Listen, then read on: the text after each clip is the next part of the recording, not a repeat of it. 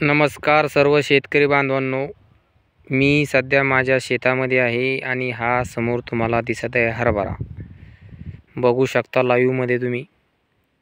यावर मी धन्वंतरीचे सर्व प्रोडक्ट वापरलेले आहे।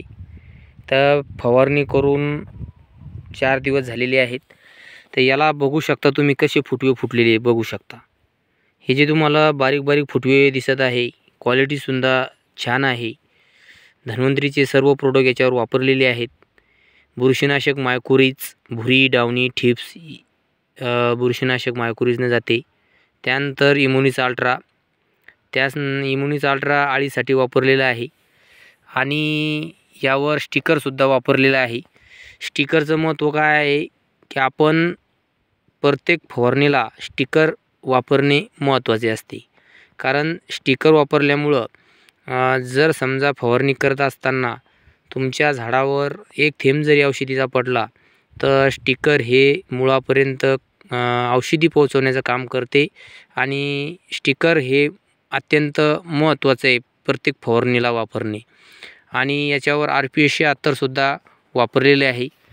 RP-176 पांढऱ्या मुळ्याची वाढ करणे, क्वालिटी ठेवणे आणि पहिल्या फवारणीपासून तर तिसऱ्या फवारणीपर्यंत अवश्य वापरा। कारण यामध्ये 16 घटक आहेत। तर प्रत्येक ज्या वेळेस तुमच्या पिकाला घटकची आवश्यकता असते त्या वेळेस ते RP-176 घटक पुरवते। म्हणून जमिनीमध्ये अन्नद्रव्य पुरवण्याचं कामसुद्धा RP-176 करते। जमिनीमध्ये जे अन्नद्रव्य असते ते उचलून झाडाला पुरवण्याचं कामसुद्धा RP-176 करते।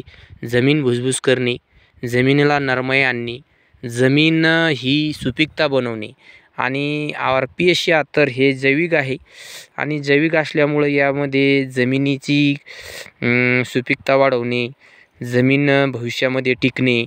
तर RP-176 वापरा आणि बुरशीनाशक वापरा, आळीचं वापरा, स्टिकर वापरा आणि यालासुद्धा मी धन्वंतरी कंपनीचं खतसुद्धा गोरीज फ्रॉम DAP दिलेले आहे आणि बीज प्रक्रियासुद्धा केलेली आहे।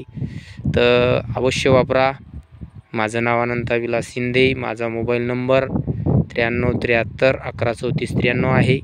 लागल्यास संपर्क करा आणि व्हिडिओला लाईक करा, कमेंट करा। धन्यवाद सर्वांना।